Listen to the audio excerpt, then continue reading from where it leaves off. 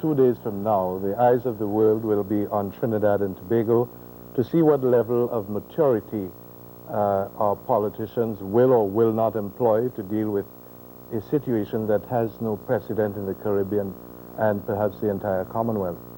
That situation, of course, is where neither of the two political parties in the House of Representatives commands that clear-cut majority that is the basis on which the House is able to function. This evening we want to look at that situation in the context of what is likely to take place in that August Red House chamber on Friday, and perhaps with a view to seeking out prescriptions by which the possibility of hung parliaments can be avoided or at least minimized in the foreseeable future.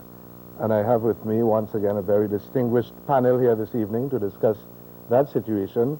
First of all, let me welcome heartily Mr. Hector McLean, who is a former Speaker in the House of Representatives. Present welcome, Mr. McLean. On his right, of course, no stranger to the program and to the studio, Dr. Sastry Moonan, who is a political scientist, and he has lent some of his wisdom, brought some of his experience and knowledge to bear on he's a man of many parts. I see you frowning when I say political scientist. But welcome again, Dr. Moonan, to discuss this very important and significant topic here this evening. On Dr. Moonan's right is Mr. Martin George, who is an attorney at law and who was a guest on a previous program to deal with a similar topic, and he has written extensively in the press about what is taking place with respect to the politics of this country at the present time. Very pleasant welcome to you. Later on in the program, well, perhaps after the next 10 minutes, the first 10 minutes or so, we'll be opening up the telephone lines, and we ask you to be as concise as possible so we can get as many calls in as possible. But let me get something out of the way at the very first. Over the past few days, the spotlight has been particularly on one parliamentarian in the person of the Barataria San Juan representative, Dr. Fuad Khan, who has made several statements in the media. A lot of people are confused by some of what he has been saying, but essentially he is saying that on Friday he is going to exercise his right to vote according to his conscience. That has been interpreted in several ways. Some people think it to mean that he is possibly going to side with the PNM in trying to elect a speaker. And of course he has come out and not really committed himself to that position, but he says he's voting according to conscience. What do we understand, gentlemen, by vote, by a conscience vote, Mr. McLean? What is a conscience vote in the context of Parliament? Well, I think that first of all, a conscience vote has not really been known to the Parliament of Trinidad and Tobago. In some parts of the world, you do have political parties that allow their members to vote according to their conscience on certain issues. Quite clearly, political parties call for a certain amount of discipline, and they are subject to the whip. But it is known in Westminster, for instance, that there are at times conscience votes on certain issues on which there is such strong and wide feeling in the country that people, members of Parliament, are permitted to not follow a party line, but vote according to their conscience. Such an issue may well be something like abortion or something like this. So that I do not know that a conscience vote is something that is known to Trinidad and Tobago. And I believe that what Dr. Khan meant was that he was going there, perhaps, as far as he is concerned, his conscience would be very clear in voting along with his party. That's all it may mean. But there is a tremendous amount of speculation having regard to the fact that the Prime Minister has indicated that he is sure that a Speaker would be elected, and that has fueled a lot of speculation that he would, in order to guarantee that, he would have at least 19 votes on his side. Dr. Moonan, I recall some years ago when the question of conscience voting did in fact come up in the Parliament. I think it was a bill dealing with, or a motion dealing with corporal punishment in schools, and Hulsi Bagan decided to remove herself from under the whip, so to speak, and to vote with the PNM. Of course, she suffered some political fallout as a result of that decision she took. But in this respect, given the fact that we really have not had a tradition of conscience voting in Trinidad and Tobago, would you say that such a decision by any parliamentarian would first have to be sanctioned by the political leadership of the party in which he is involved? That is to say, if he has decided to vote according to his own conscience and not according to the dictates of the whip, that he would have to have some sanction coming from the leadership of the party. No, I don't believe so. If you look back to our short history, you will notice that with the crossing of the Floor Act, Mr. Justice Cross, I recall, ruled that the act is unconstitutional, so that implicit in his ruling is that a parliamentarian should be free on any issue to vote in accordance with his conscience, of course subject to the constraints that he may then share with the chief whip. But the freedom is guaranteed, and in a wider sense, the problems that what we call problems, I call it challenges, that we are now confronting in this country is how you interpret the word conscience. In the Westminster style of government, it's only on any issue that a parliamentarian can vote according to his conscience. And also too, in the House of Congress in the United States of America, and so it is also in India and Australia. So this is really, there is precedent for it, but not in this in this jurisdiction. Let's hear from Mr. George. How do you interpret this whole conscience vote issue? How do you, in fact, how do you interpret what Ford Khan is saying? Well, I think I must agree with Hector's analysis in that at the end of the day, how his conscience will dictate may not necessarily be how the general public views it, in the sense that his conscience may very well tell him, look, the honorable thing for me to do is to vote along with my party. So we may all be led up the garden path in that regard.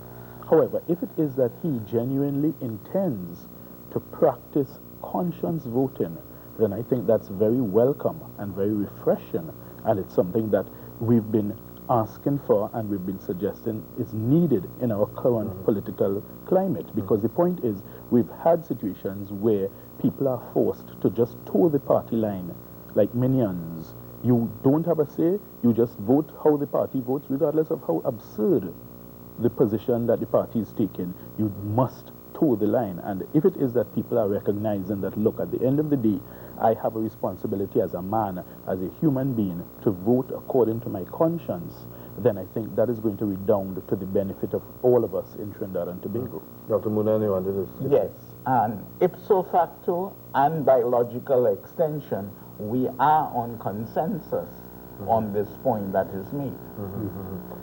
Gentlemen, we want to take a short break, but before we do, I want you to ponder one question. And it's something for, I suppose, the information of the people out there. What system will the voting take in Parliament on Friday, would it be by secret ballot as is done with the election of the president, or would it be by a show of hands? Because I think that is very significant in what happens and who is able to vote how, in what way. So we look at that when we come back. Please stay with us. We'll be right back.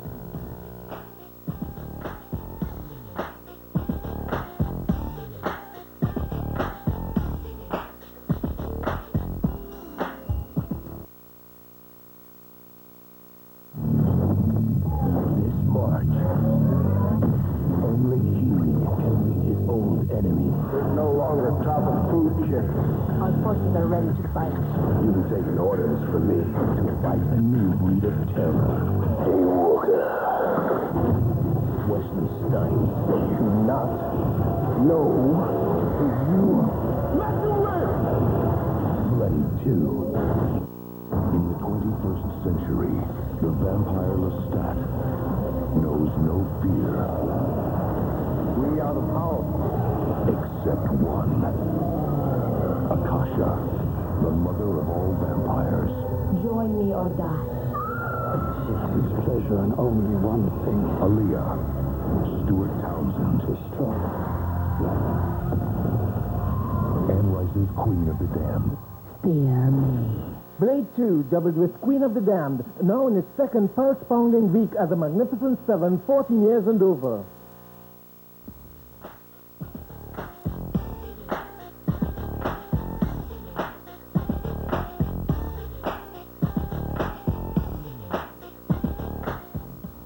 Welcome back, and in a short while we're going to be opening up the telephone lines to have your comments and questions out there. Remember, we are talking strictly about the election of the Speaker on Friday.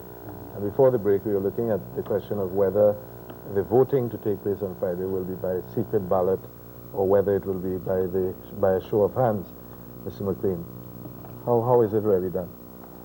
My interpretation of the standing orders is to the effect that the first thing that would happen would be that the clerk of the House would invite proposals from any of the members for the election of a speaker.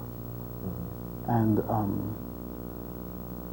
it would then be open to any member of the House rising in his place to nominate or propose someone who is either a member of the House or somebody from without the House as Speaker. And such a person would have to be seconded by one of the other members of the House. If that is the only nomination that is made, nothing further has to be done, and such a person would be declared the Speaker. If, however, there are other nominations and which are duly seconded, the procedure would be that the clerk of the House would then have to put the first nomination to the House. And that vote would be by voices. Oh. And that vote would ordinarily be by voices, and one could then call for a division. So that that's how I think it would proceed. But is there any question at all of establishing a different procedure on the day in question to have a secret ballot, given the delicate nature of the issue and so on? Could that be done on that day? A secret ballot, I think, would be quite unusual. There appears to be no provision in the standing orders which allows for that. And if you look at Section 73 of the Constitution, tells you how you vote in the general election, but I agree with Mr. McLean, everything he has said, and I take the opportunity through you, Mr. Moderator, to wish him a happy birthday. Oh, yes. 62nd. Thank you. You might find the gifts flooding in anyhow. We have a caller from San Juan. Welcome to the Issues Live. Hey, everybody. Yes. Happy birthday to you. Thank you.